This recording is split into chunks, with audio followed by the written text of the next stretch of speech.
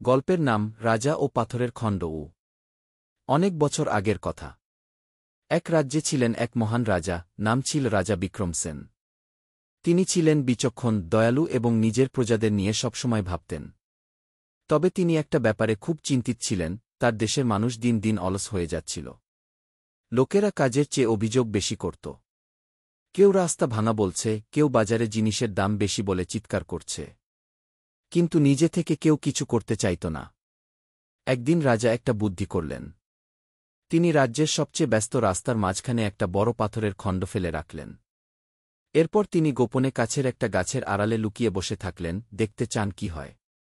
সকাল থেকে সন্ধ্যা পর্যন্ত শত শত লোক সেই রাস্তা দিয়ে গেল। কেউ পাথর দেখে থেমে বলল, আহ, রাস্তার মাঝখানে এমন পাথর! এই রাজ্য তো আর আগের মতো নেই। আবার কেউ বলল, এই রাজা কিচ্ছু দেখে না। রাস্তা ঠিক করার মানুষ নেই বুঝি? কিন্তু কেউই পাথরটা সরানোর চেষ্টা করল না। শেষ বিকেলে একজন দরিদ্র কৃষক বাজার থেকে নিজের সবজি বিক্রি করে বাড়ি ফিরছিল। সে পাথরটা দেখে থামল। তারপর বলল, এত বড় পাথর! যদি রাতে কেউ দেখে না পায়, দুর্ঘটনা হয়ে যাবে গি। সে তখন নিজের ঝুড়ি নামিয়ে কষ্ট করে একা একা পাথরটা সরাতে লাগল। অনেক কষ্টে সে পাথরটা রাস্তার পাশে সরিয়ে রাখল।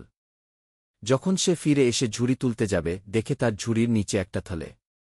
থলেটা খুলে দেখে তাতে সোনা আর এক টুকরো কাগজ। কাগজে লেখা, এই সোনা তোমার জন্য পুরস্কার। তুমি দেখিয়েছ একজন মানুষ চাইলে পরিবর্তন আনতে পারে। অভিযোগ না করে কাজ করাটাই সত্যিকারের সাহসিকতা গি। সেই কৃষক চোখে জল নিয়ে আকাশের দিকে তাকিয়ে বলল, রাজা সাহেব, আপনি আমাদের চোখ খুলে দিলেন।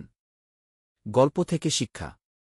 এই গল্প আমাদের শেখায়, জীবনে অনেক সময় আমরা শুধু অভিযোগ করি, কিন্তু নিজে থেকে কিছু করি না। পরিবর্তন আনতে চাইলে কাজ শুরু করতে হয় নিজের দিক থেকেই। সমাজ বদলাতে হলে এক একটা ছোট উদ্যোগী হতে পারে বড় উদাহরণ। আপনি যদি জীবনে কিছু করতে চান, তাহলে আজ থেকেই শুরু করুন। সমস্যার দিকে তাকিয়ে অভিযোগ না করে একটা পদক্ষেপ নিন সমাধানের দিকে। বন্ধুরা, যদি গল্পটি ভালো লেগে থাকে এবং আপনি এই গল্প থেকে কিছু শিখে থাকেন, তাহলে অবশ্যই লাইক দিন, নিচে কমেন্ট করুন, আর চ্যানেলটি সাবস্ক্রাইব করতে ভুলবেন না। নতুন নতুন এমন শিক্ষামূলক গল্প পেতে আমাদের সাথেই থাকুন। ধন্যবাদ।